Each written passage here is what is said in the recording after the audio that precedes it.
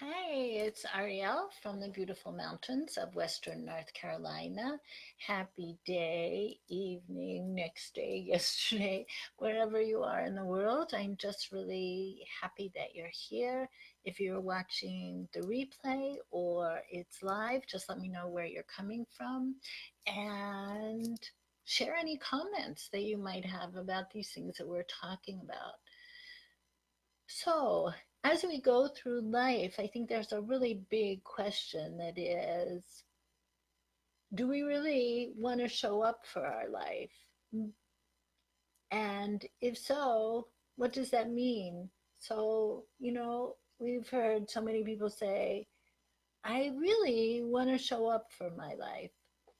So, we know that life is a PhD program, right? We all get our PhD in life, whether it's how we want it to look or not, that program is still really there. So when we look at our experiences, can we say rather that there are stepping stones?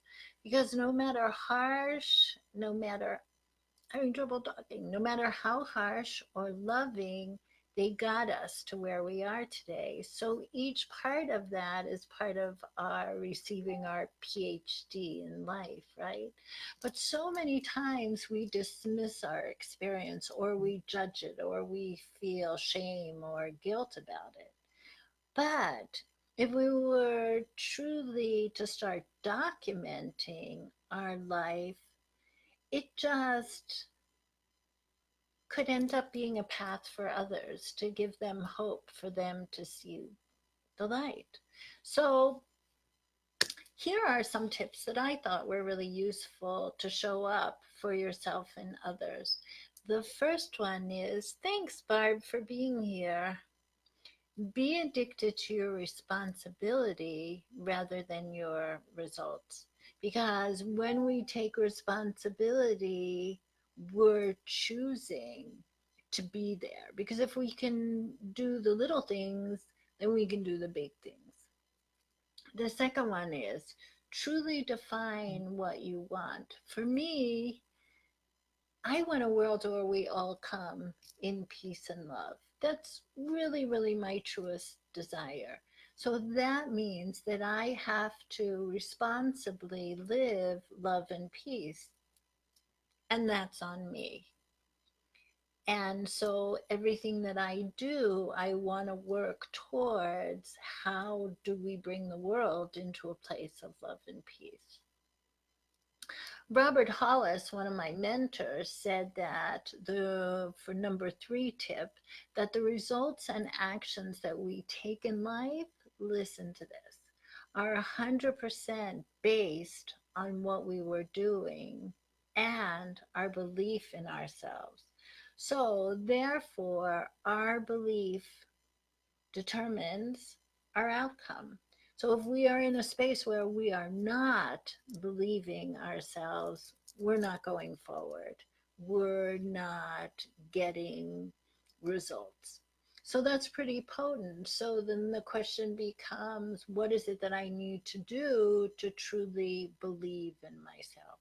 And number 4 is find out what your belief system is and grow your belief system until it becomes so knowing that it's unshakable.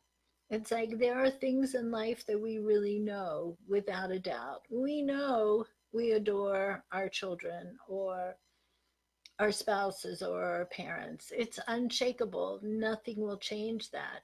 So, that is the kind of belief we need to have in ourselves as we go through our life. So, find out exactly what your belief system is. Number 5, did you know that physiologically we only feel emotions for 90 seconds? Only 90 seconds. So after that, if we're still feeling it, we're actually recirculating that story. And when we keep recirculating that story, we keep the emotion alive instead of just saying, okay, this happened. Now what are the next steps? And number 6, document your process. So, as you're going through all these things, write it down, see what kind of results you're getting. Because once you have it documented and see the results, you're able to share this as a path for others. And then number seven is a really, really big one that we all kind of stumble over sometimes, and that is our willingness to be completely and wholly vulnerable and credible. And that's really huge because if we are not credible, we don't build any trust. And if we're not vulnerable, we don't appear as likable. So if we're building relationships, if we're going forward, if we're really showing up in our life, it's vulnerability and credibility that are right there, because that shows our love too. Hey, Marcy, beautiful one. Thanks for being here. I'm happy to see you too. And I really like this quote by Howard Thurman. And he said, "What the world needs is people who come alive and can contribute to the empowerment of others." So I think that's really important. What we are doing, are we contributing to the empowerment of others? Because I think that's the reason we're here, to empower each other, to raise each other up, to love, to bring peace. So let's go through these really quickly again. The one first one is, be addicted to your responsibility rather than your results. Truly define what you want and be really, really specific about it. Three, our actions that we take are 100% based on our belief. So please know your belief system. Four, grow your belief system until it becomes knowing and totally unshakable. And five, don't keep recirculating a story that no longer needs to be. And six, start documenting your process so you can be a path for others. And seven, always, always, always be completely vulnerable and credible.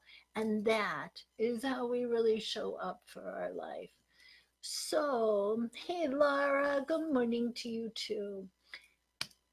Let's join forces and do that. Let's contribute to the empowerment of others. So, if you're ready to make a difference, change your finances, and step into the belief and knowing of the gift you are, I just might have a path for you.